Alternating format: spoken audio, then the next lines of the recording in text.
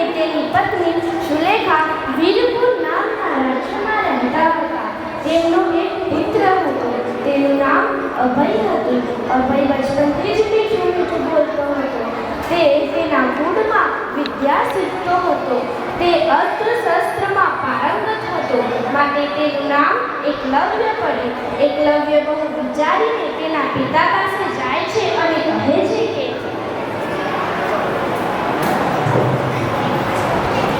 પ્રણામ પિતાજી, તમે તો જાણો છો ને કે હું અસ્ત્ર શસ્ત્રમાં પારંગત છું, પરંતુ મને ધનુર્વિદ્યામાં હજી આગળ વધવું છે, તો મારે શું કરવું પડે? પુત્ર, હું તને જાણું છું કે તું વિદ્યાનો ધણી છે, પરંતુ તું કયા ગુરુ પાસે જ્ઞાન ગ્રહણ કરીશ? જો હું મારા દ્રષ્ટિકોણથી વિચારું તો ગુરુ દ્રોણાચાર્ય શ્રેષ્ઠ છે, પરંતુ તે રાજકુળના બાળકોને વિદ્યા આપે છે. એ વાત તો હું પણ જાણું છું પિતાજી, પરંતુ એમને એકવાર મળવામાં શું પુરાય છે? કદાચ તે મારી ધનુર્વિદ્યા જોઈ પોતે જ શિક્ષા દેવા તૈયાર થઈ જાય. તું તારા મનની શાંતિ માટે તેમને એકવાર મળી, પણ મને નથી લાગતું કે તને વિદ્યા દેવા તૈયાર છે. બીજા દિવસે એકલવ્ય ગુરુ દ્રોણાચાર્યને મળવા જાય છે અને ત્યાં જઈને જોવે છે કે મોટા મોટા રાજાઓના કુમારો ગુરુ દ્રોણાચાર્ય પાસે વિદ્યા ગ્રહણ કરી રહ્યા હતા. પ્રણામ ગુરુદેવ, મારું નામ એકલવ્ય છે. હું ભીલોનું રાજા નિશાંતરાજ હિરણ્યધનુનો પુત્ર છું. મેં મારી ગુરુકુળમાં અસ્ત્ર શસ્ત્ર વિદ્યાઓ ગ્રહણ કરી હતી. મને ધનુર્વિદ્યામાં બહુ રુચિ છે. એ તો ખૂબ સારી વાત છે, પરંતુ તું કયા ઉદ્દેશથી આવ્યો છે? ગુરુદેવ, હું જાણું છું કે ધનુર્વિદ્યામાં તમારાથી વિદ્વાન બીજું કોઈ નથી. હું બહુ આશાથી તમારી પાસે આવ્યો છું. મને તમારી આગળ ધનુર્વિદ્યા શીખવી છે. મારી ઉપર કૃપા કરો ગુરુદેવ. એકલવ્ય, હું માનું છું કે તું ધનુર્વિદ્યામાં એકદમ નિપુણ છે, પરંતુ આ નિપુણ દિવસમાં માટે છે, માટે થોડી ધીરે શિક્ષા ગ્રહણ કરી લે. તારા આ કાર્ય માટે તને બધા શાંતા કરશે. ગુરુ દ્રોણાચાર્યના મુખેથી આ વાત સાંભળીને એકલવ્ય જરાય પણ વિચિત થતો નથી. તે મનમાં નિર્ણય લઈ લીધો હતો કે તે શિક્ષા ગ્રહણ કરશે તો ગુરુ દ્રોણાચાર્યથી જ. તે દૂર જંગલમાં જઈને ગુરુ દ્રોણાચાર્યની મૂર્તિ બનાવે છે અને તેનું પ્રત્યેક દિન સ્મરણ કરે છે. આમ એકવાર ફરતા ફરતા ગુરુ દ્રોણાચાર્ય તેમના શિષ્યો અને એક પુત્રા સાથે એકલવ્યના આશ્રમ નજીક પહોંચી જાય છે. ત્યાં તેમનો પુત્ર જંગલમાં ભૂલો પડી જાય છે અને એકલવ્યના નજીક આવીને હસવા લાગે છે. શાંત થઈ જા, શાંત થઈ જા. તારા હસવાના કારણે મારું ધનુર્વિદ્યામાં ધ્યાન ભટકે છે. અને તું ક્યાંથી આવ્યો છે? તારું માલિક કોણ છે? મને લાગે છે કે તું આવી રીતે ચૂપ નહીં થા. મારે તારું મોં બંધ કરાવવું જ પડશે. એકલવ્ય બહુ જ કુશળતાથી કૂતરા ઉપર એક પર એક પાન ફેંકવાનું ચાલુ કરે છે, પણ લાચાર કૂતરો જરા પણ ઘાયલ થતો નથી. કૂતરાનું મોં આખું બાંધોથી ભરાઈ જાય છે. પોતાની આ હાલત જોઈને કૂતરો ગુરુ દ્રોણાચાર્ય પાસે જાય છે.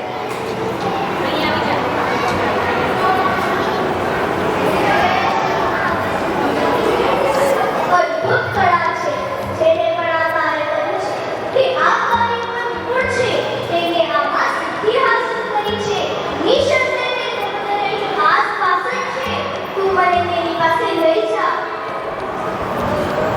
ગુરુ દ્રોણાચાર્ય એકલવ્યના આશ્રમમાં પહોંચી જાય છે અને ત્યાં જઈને જુએ છે કે એકલવ્ય બહુ જ કુશળતાથી તેને પોતે બનાવેલું નિશાન ઉપર એક પર એક બાણ ફેંકતો હતો અને તેનું એક પણ બાણ ખાલી જતું ન હતું. એકલવ્ય જોઈને ગુરુ દ્રોણાચાર્ય ચિંતા અને આશ્ચર્યમાં પડી જાય છે, કારણ કે તેમને અર્જુનને વચન આપ્યું હતું કે હું તને દુનિયાનો સર્વશ્રેષ્ઠ ધનુર્ધર બનાવીશ. આ જોઈને ગુરુ દ્રોણાચાર્ય એકલવ્યને કહે છે કે તું એ જ બાળક છે ને જે એ દિવસે આશ્રમમાં આવીને શિક્ષા ગ્રહણ કરવા આવ્યો હતો. જેમ કે હું જોઈ રહ્યો છું, તું તેમાં મહારત હાસિલ કરી રહ્યો છે. નિશંકે તું મોટી સાધના કરી રહ્યો છે. તું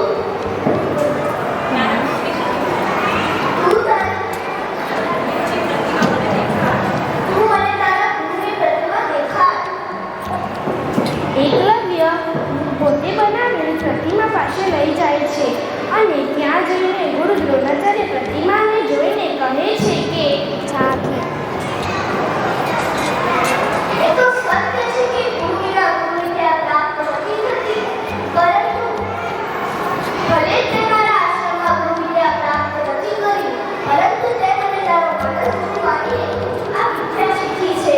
એના માટે તારે મને દક્ષિણા તો આપવી પડે ને. પ્રણામ ગુરુદેવ. મહાન ધનુર્ધર, મહાન આચાર્યનું મારા આશ્રમમાં સ્વાગત છે. પ્રણામ સ્વીકાર કરો ગુરુદેવ. ગુરુદેવ, મારા મનમાં કેવલ તમારી પાસેથી શિક્ષા ગ્રહણ કરવાની ઈચ્છા હતી, પરંતુ તમે મને કહ્યું હતું કે હું તને શિક્ષા નહીં દઈ શકું, તો મેં તમને ઈષ્ટ માનીને તમારી પ્રતિમા બનાવી અને તેને પ્રત્યેક દિન સ્મરણ કરીને મેં આ કળા શીખવી છે. તમે મારા પ્રેરણા સ્ત્રોત છો. એક ગુરુ માટે આનાથી સારી અને સન્માનજનક બીજી વાત શું હોઈ શકે છે, જેમાં ગુરુદેવ સ્વયં આવીને ગુરુ દક્ષિણા માંગે. આનાથી તો એક તાત્પર્ય મળે છે કે તમે આપેલી વિદ્યાથી ખુશ છો. બતાવો ગુરુદેવ, હું તમને ગુરુ દક્ષિણામાં શું આપું? હું જાણું છું કે એક ધનુર્ધરને કમાનમાં ઈંટ ચડાવતા એ ખૂબ ગર્વની વાત છે. એકલવ્ય, હું તારી આગળ ગુરુ દક્ષિણામાં તારા જમણા હાથનો અંગૂઠો માંગુ છું. આ વાત સાંભળીને એકલવ્ય એકવાર તો સન્ન રહી જાય છે, પરંતુ એકલવ્ય કોઈ પ્રશ્ન કર્યા વગર પોતાના કમરે લાગેલા ચાકુને કાઢે છે અને પોતાના જમણા હાથનો અંગૂઠો ગુરુ દ્રોણાચાર્યને અર્પિત કરે છે અને ગુરુ દ્રોણાચાર્ય આશીર્વાદ આપે છે. આમ તારા કામમાં ત્યાં યશ સદૈવ રહેશે. જમણા હાથનો અંગૂઠો ત્યાગ કર્યા બાદ એકલવ્ય ડાબા હાથે ધનુર્વિદ્યા શીખે છે અને કુશળ બાણાવાળી બને છે. આજે પણ એકલવ્યને યાદ કરીએ તો હૈયું ગદગદ થાય છે. બાળ દોસ્તો, તમે પણ એકલવ્યની ગુરુ ભક્તિ જોઈને એકલવ્ય જેવી બનવામાં ધગશ રાખશો તો એકલવ્ય જેવા હોશિયાર બનશો અને ગુરુના આશીર્વાદ અવશ્ય તમારી